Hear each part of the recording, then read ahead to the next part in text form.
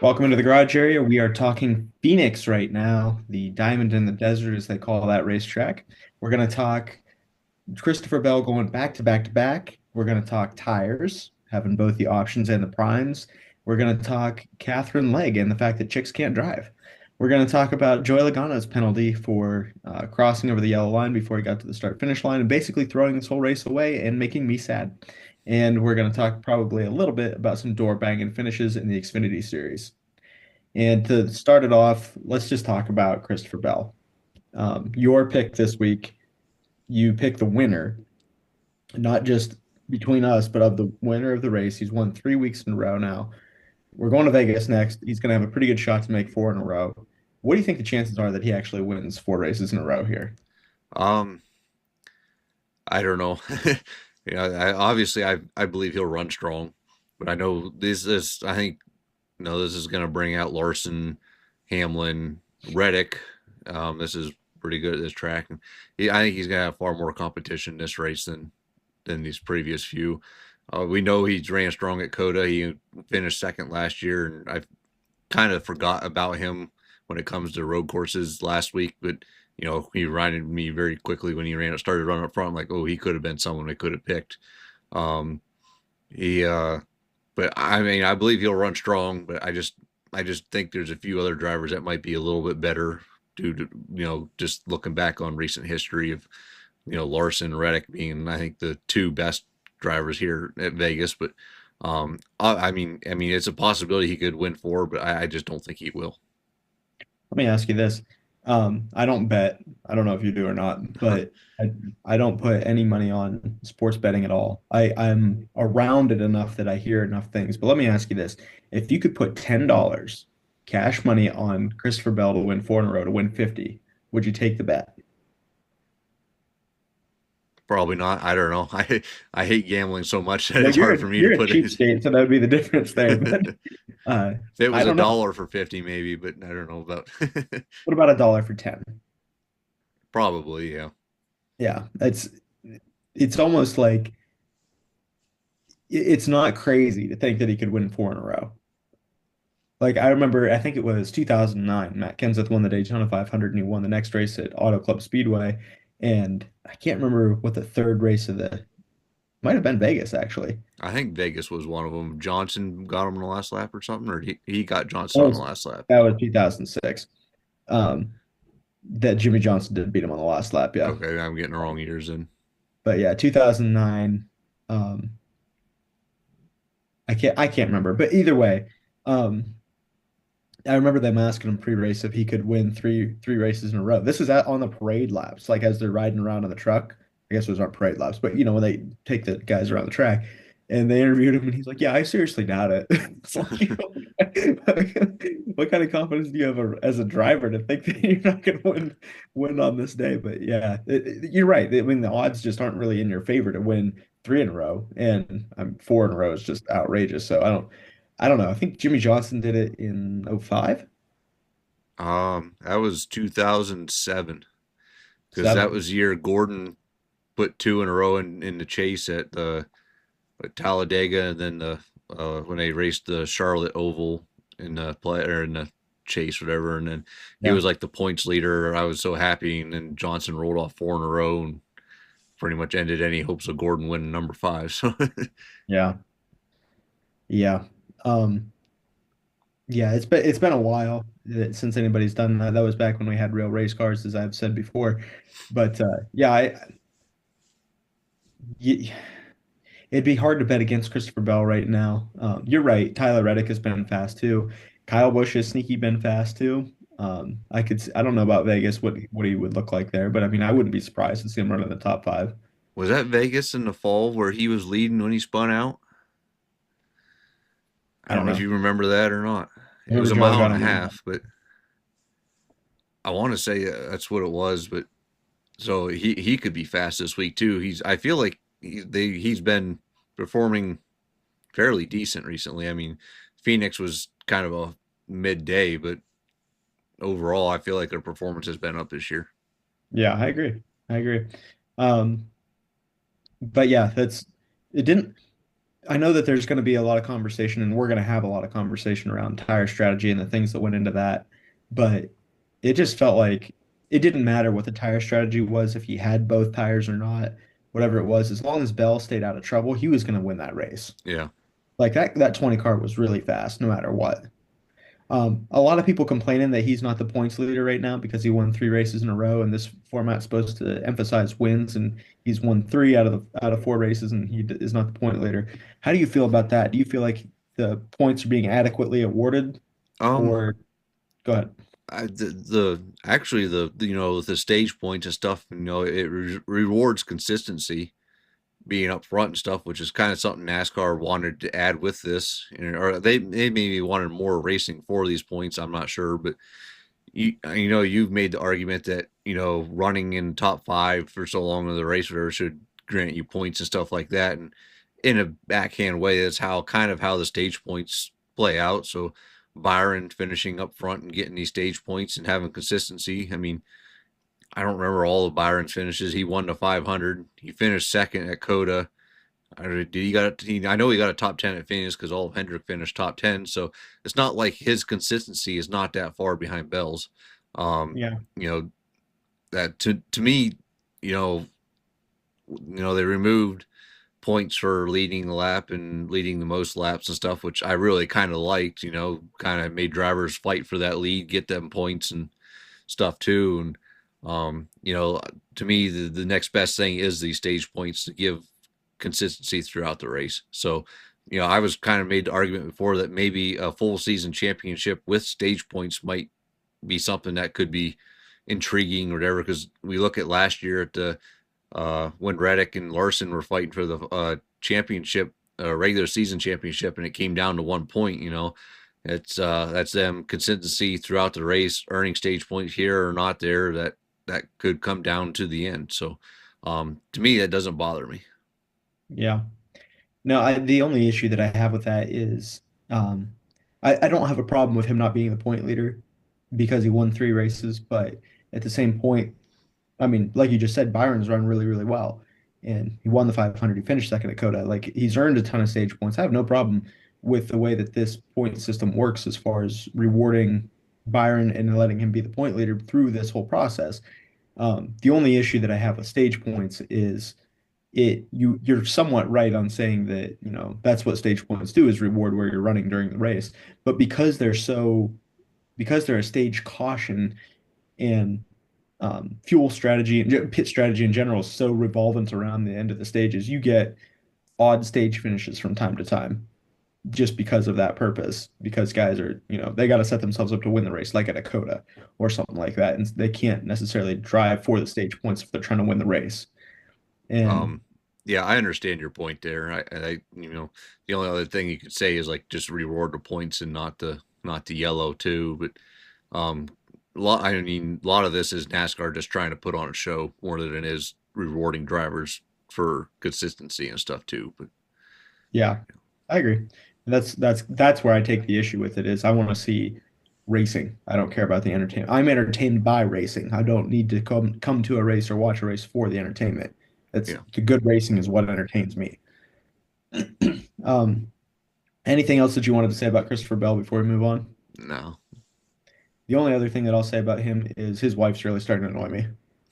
She's got to be the one of the most annoying people in the garage area. I mean, she's not in the garage area right now, but in a general NASCAR weekend to see her on top of the pit box and just I truly believe that she loves and supports Christopher, but it's just drives me crazy every time I see her. Like this is not why are you showing her? None of this is about her. well, they do that Like, with Kyle Busch's wife too. yeah, It's you're just right. and I always find it annoying. Is like they split screen to two different screens that's showing the spouse on the pit box and one on the race. I'm here to watch the race. I don't care what the spouses think or what they're doing or the reaction. It's just just I just want to watch a good racing. Yeah. Yeah, I agree. Um, like Samantha Bush and Delana Harvick and people like that, that was a little less irritating, I think, because they were active enough online that they were somewhat of a presence anyways. But it's like Morgan's like I don't know. It's a personal thing. I don't expect everybody to necessarily join me in that feeling. It's just I don't know, something about her body language just drives me nuts every time I see her. Yeah, And none of them, I usually try not to pay too much attention to it, and I just watch the race. So look at you, able to tune out the annoyances. Um, I want to talk about a couple guys um, that one that met my expectations and had a disappointing day, and one that didn't meet my expectations but had a decent finish. One being Daniel Suarez. I know that on Dirty Mo Doe's segment of Dale Jr.'s podcast that Tim's mentioned that Suarez had a pretty good finish, average finish at Phoenix, and that he usually runs pretty well there.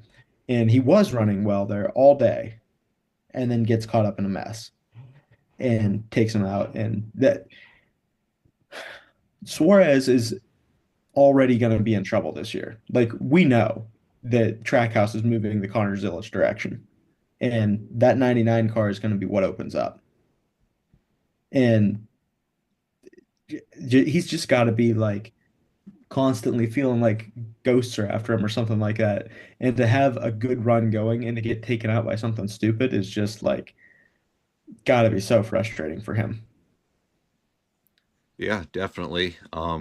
I was surprised as he was probably the top Trackhouse car out there. Well, Suarez, or I'm sorry, Chastain, I think was up in the Jasper. top 10 a little bit too, but I feel like I saw Suarez up there more than I saw Chastain. But yeah, he was running pretty well. I mean, if you even go back to Coda, he was running near the top 10 until he had his spin out there. Of course, I mean, uh, Daytona and Atlanta, you can't really take too much from because it's easy to get caught up in anybody's mess. But yeah, he was running surprisingly well. I mean, I don't listen to the Dirty Mo Doe stuff or whatever, but the I hadn't really checked his finishes there, but I just, yeah, I mean, he was probably one of his better starts this year until that point, from what I can remember. Yeah, I agree. Well, I started better last year because he won Atlanta. Oh, that's But right. But yeah, um, the other person that they didn't seem like maybe this would be something a better question for you, but like it didn't seem to me like they were running very well throughout the race and got a good finish was Chase Elliott. yeah, they ran horrible. It just felt like it was it was the same old short track package or issue or whatever. It's like further back in the pack you go, the worse your car drives and harder it is to pass. Um, and I don't know, talk about it more later with the option versus the prime or whatever. But when everybody's on the same tire, it just you can't pass nobody. And Hendrick as a whole last year struggled at Phoenix itself. I mean Larson, Byron ran up front ish, but they weren't competing for the lead or anything. It was just them in the top five was about all the further they could get up. And Bowman started in the back, and he worked his way up to the top 10, just outside the top 10 ish. Chase ran inside the top 20, but that was all the better he was going to be. And just some late strategy or a way things panned out with the tires or whatever happened on a restart, whatever, he got to the top 10. But it was just pure luck, I think, at that point. Yeah. Um, and then the only other driver that I can think of that kind of stood out to me was Ty Dillon, not having a good day, running in the back, but they save both sets of red tires, which let everybody that drove them drive to the front. And everybody that put the reds on and everybody else was on yellows just drove right to the front. And they've got two sets left at the end of the race. And they come down pit road, they put the reds on, they start to pass people, caution comes out, they come back down pit road, they're going to put the other reds on, and he's speeding on pit road. Yeah. It's like, what? That's the most Ty Dillon thing I've ever heard. And just you luck into a good opportunity because you were bad. Like that's the only reason they have both sets of reds left is because they had no chance of making any ground. And you go ahead and throw that away because you're a hack driver and can't. That's sorry, that's Alex Bowman. That's the hack. But he just miserably throws away an opportunity to run well. Yeah. I mean, I don't know what you expect from him. That's just his father's the only reason, or granddad's the only reason he still has a ride. So Yeah. that's where that's at. when it comes to his father, that's I heard Tony Stewart say the comment one time that Mike Dillon couldn't drive a hot nail through a snowbank, which is a great line. Um, one more driver I guess I do want to talk about before we get to the option prime tires is Joey Logano. Started on the front row of the race, my pick to win the race, and um, j he was able to take the lead at one point, and then on a restart, as he's kind of playing his normal restart games to get his own advantage, which that's part of being a race car driver. Fires off real fast, but you jump in here and interrupt me if I say anything that you disagree with. But cuts below the yellow line before the start finish line, which is a violation of the rule. Very close. And in fact, I still never saw video that actually confirmed the call. I believe it happened, but nothing to me was like black and white, clear as day. This is what happened. This is where he was in the wrong. I don't question NASCAR's call saying that it wasn't correct, but it looked to me by any of the angles that I saw, it was very close.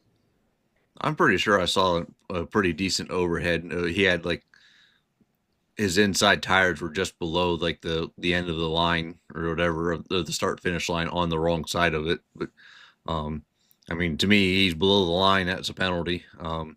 They got to almost make where the start finish line and the yellow line intersect, kind of almost like a cone area or Mhm. the box they use for pit road or something. If you're not all four tires above it or something, that's the penalty. And that's just how I saw it. Yeah. No, I agree with all that. I heard people comparing it to um, like a receiver stepping on the white line as he's catching the ball and being out of bounds, which I agree with all that.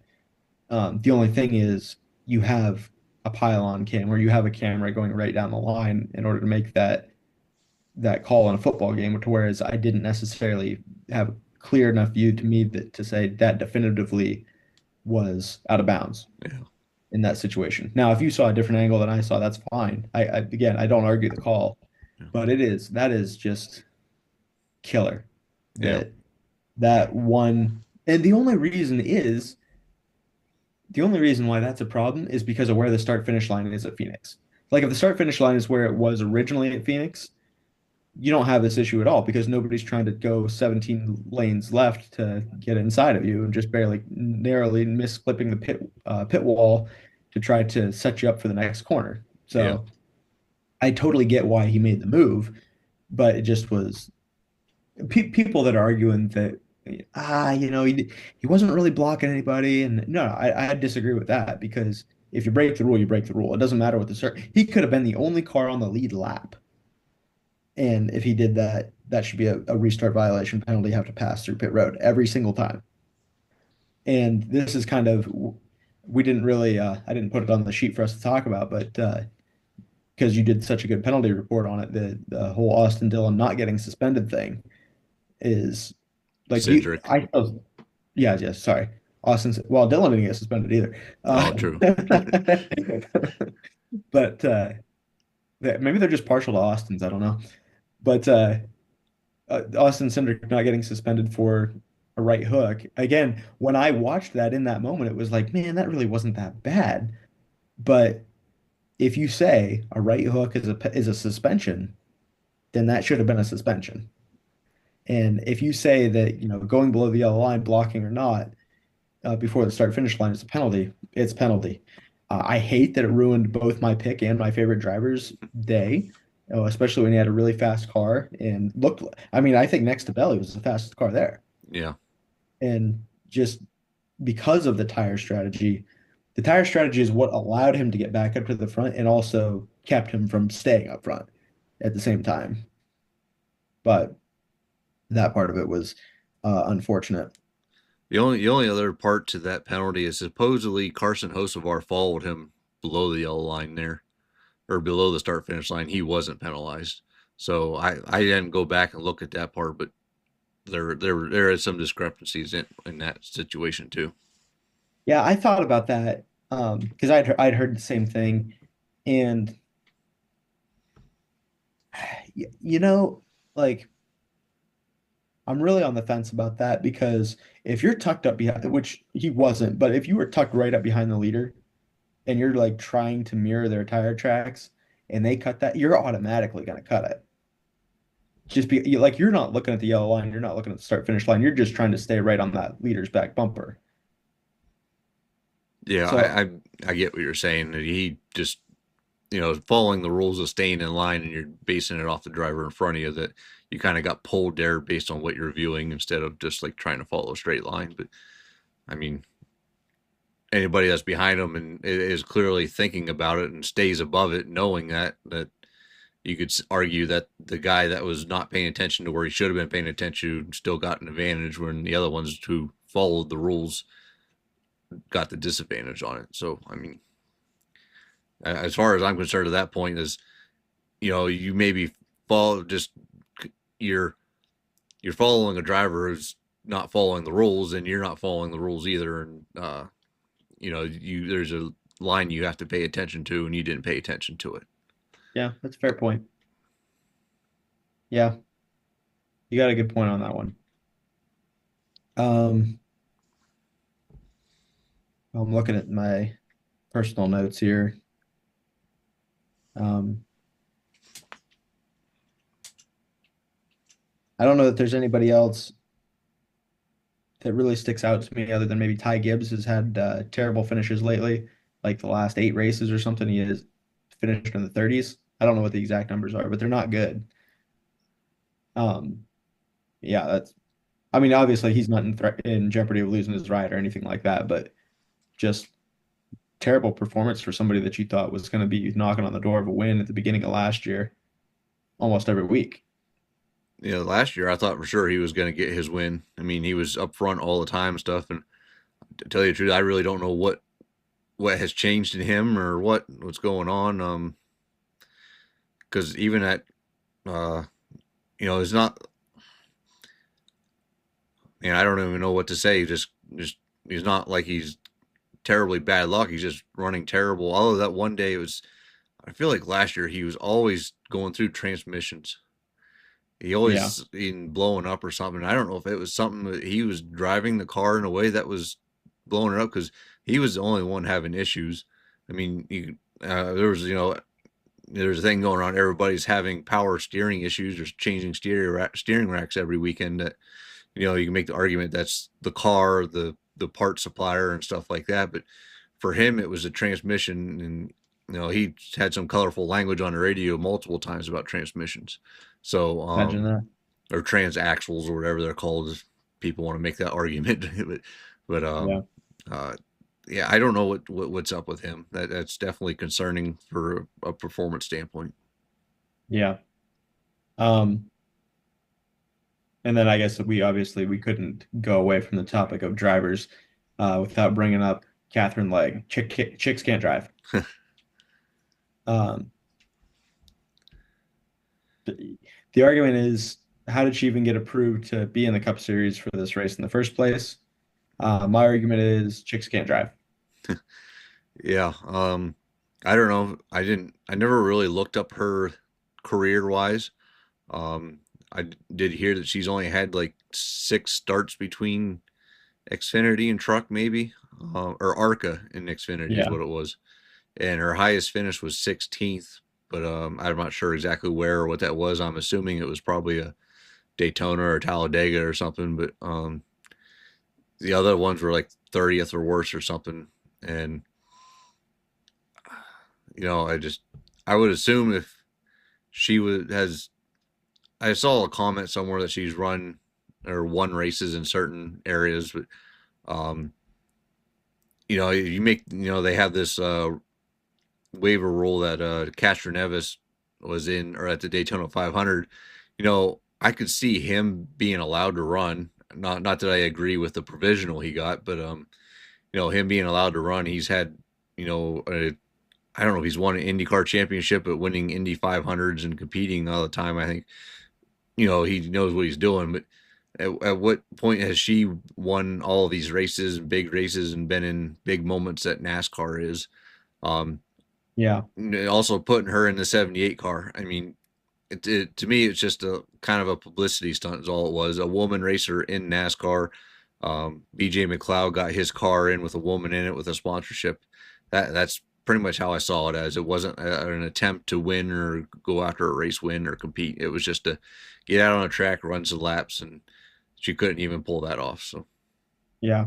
As I saw it, chicks can't drive. But it seemed like, I mean, was it the first lap or was it the third lap that she spun out? it was, I want to say lap 2 or 3. Yeah, it was didn't even make it 5 laps into the race before she was spinning around. And then, from what Freddie said today, she kind of, even though she was backing up her corners extremely deep, she was, or shallow, however you want to look at that, but was letting off way, way early to let these guys go by. As the race went on and things got racier, she tried to borrow your term, putting noses in holes, and ended up bouncing off the 21 car and wrecking into Suarez through this whole process. Just, yeah, you can't have that. Like they say all the time on that DBC podcast is the best day for somebody in her situation is for nobody to even know you were there. Just put your laps in. And she had a lot of trouble doing that. Anything else you want to say? Chicks can't drive. No, that's Okay. all I got for that. Noses and holes. You want to say that? What's that? Noses and holes. You want to say that? Yeah, no, I'm good. Okay. Um, I guess we are pretty much brought around to the topic of tires now. And for Phoenix, this go round, we have the regular, harder prime tires. I don't know why they're called prime tires because they're not what you would want to use in prime time. It's short for But primary. yeah, exactly. And then the option tires are the red lettered softer tires. And obviously, softer compound gives you more grip, gives you more tire wear, gives you a lot of grip on the front end and a lot of fall off on the back end, which is what every single person wants. And I think you're going to say the same thing that I'm going to say on this. I was okay with it being this way in this race. Just bring the reds. Yeah, Like, that's where I'm at with it. I just the only reason this race was somewhat compelling was because of the red tires. People putting them on going through the field. Um, yeah, I'd really like to see what the Reds did all the tires with them racing hard, like the full length of a run racing hard, because even the guys that put on the Reds, once they got out to the lead, they let off and just managed the distance, to save the tires. Now I just want to see when they all are, if they're all on the red tires racing hard, how long do the tires really last? yeah, that's a good point. I'd like to see what the longevity of that tire life is. I think like in anything though, no matter what, as long as your car's fast and you're out front, you're going to try to conserve that rubber a little bit in order to maintain it. But yeah, those guys are obviously trying to do that for the purpose of making them last as long as possible. That's the only reason that Joey Logano was able to get back up to the front is because he put on the red tires, drove to the front, led some laps in the race. Still didn't win the stage, unfortunately, because Christopher Bell passed him at the end of stage two. And then when they came down pit road to start stage three, I was like, well, surely he's going to put the primes back on. And yeah, he's going to lose a ton of track position, but you're going to need those reds for when everybody else put them on. But he didn't. He put them on right at the beginning of stage three. That confused me. I didn't understand why they went that route. And go ahead. I was just gonna say, I think that actually worked out better for him in the end. Oh, But got yeah. lucky with the way the cautions worked out or whatever. That um, he was able. Well, he finished 13th, I believe.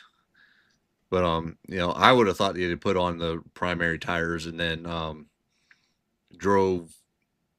Just took their whatever, fell back to the field, or whatever at that point, and then wait for a final caution to put on the Reds their final set. But I think in the end, um, because caution came out and they all went back to primaries, and that kept Joey up there. And then when they went back to, I'm trying to remember how it all went out, but whatever, they went to Reds, and then at the end, or whatever, the cautions came out when everyone stayed out on the used Reds, he put on the primaries, and it didn't hurt him as badly as it may have if he worked it the other way around. I guess that's what I'm trying to say. Yeah. Did you say you put on the used reds? No, he never put on used reds. Yeah, no, He that put that was what on he put on new primaries at like one of the final cautions, and it kind of evened out with the reds there at that with the point. other used reds. Yeah. No, that's what confused me too. Is like, well, why wouldn't you just put the? I mean, they only had 20 laps on them. Yeah. They've had time to cool down. Why wouldn't you put the reds back on? And I don't know. I didn't fully understand that whole reasoning there. I understand they were in just damage control mode at that point, but it didn't make any sense to me as to why you wouldn't at least give it a shot. So I If you're not, some other driver did give that a shot or put on the old 21s, and I think it worked out worse for him. So I think in that the was end they maybe Chastain, made was it yeah. Yeah, I don't know. In the end, I think it made the right call. But probably. Um, yeah, it was kind of a wild winding down of that race. Ryan Preece was out front on the option tires, and you had the Bubba Wallace caution with the brake rotor exploding. Um, you had on that same incident, you had Byron on pit road at the time of caution, and that really hurt him in the process. Um, Reddick, who was up front, got the too fast exiting penalty, and he was having the power steering issues. Besides that, that was where Ty Dillon blew his opportunity at that point as well. Ryan Blaney, another guy that I thought was going to be fast, he blew up in that final run there to the end. Um, and then the whole Ty Gibbs situation, him wrecking with 8 to go was an issue. Kind of stacking them all up. And then when they did that final restart, it was really tight between Bell and Denny, and he did run him up the racetrack a little bit, but everything to me seemed like it was clean. No real issues there. Not like the day before at all, with Almirola, Dorr, and Bowman there. But I don't know. It's it was a better race at Phoenix than we've seen because of the tire issue. I don't think outside of that we would have nearly as much to talk about after this race because it just wasn't that compelling outside of the tire strategy. yeah, that's pretty much how I saw it. So Um, anything um that you want to touch on from the Xfinity race? um I mean about the only real big issue I guess was the was it would Almirola Doring Bowman, but Yeah. I don't know. To me, I don't know. I saw it. I was more disappointed that Allgaier didn't get the win than you That was know. the thing. Allgaier let that thing slip away on that restart. That was my big takeaway from that Yeah, race. and then I mean Bowman would have been my second choice as a Hendrick guy, but Almirola winning the way it was won, I've you've seen it all. I mean, we've always seen it coming to the line, people dooring each other, hitting each other, stuff coming to the line. To me, most of that was all fair game. I don't really see it as him dooring Bowman. I mean, he drove in harder than he should have in that corner and got loose into Bowman is what ended up doing it. I don't think he actually forcefully went up and shoved him into the wall, but I mean, I could be wrong, but that's Yeah. pretty much how I saw it. All right. Um, one thing that we didn't do at the top of the show, we'll wrap this episode up quickly here by doing this, is we didn't give our rating of the race. I would say that all things considered, it being Phoenix, it's going to give me a low rating at that point because of just the way the track races. But the tires did make it more interesting. I'm giving it a 6 out of 10. That was right where I was gonna say a Yeah. 6 out of 10. I mean, Phoenix itself is one of the worst tracks I think we go to. Um, and I don't know. I feel like I missed the old Phoenix, the flatter track as it was. I don't know, something about that, and maybe the grass in the infield kept all the cars in a line or something. I don't know. I just felt like the old Phoenix was a far better track, but um, Yeah, I don't know that I'd say far better, but I enjoyed it more for sure. yeah, yeah, that's where I was at. I mean, if it wasn't for the tire differences there at the end, or the strategy throughout the race with the tires, it wasn't a very compelling race. Yeah. Yeah, that's pretty much all I got from Phoenix. Vegas next week. Anything else that you want to talk about before we close it out here? That's all I got. That's all I got too. We will be talking to you guys with our picks and our preview before Vegas. and hopefully we don't have to do any penalty reporting between there. And we'll see what takes place going into Vegas. Talk to you guys then.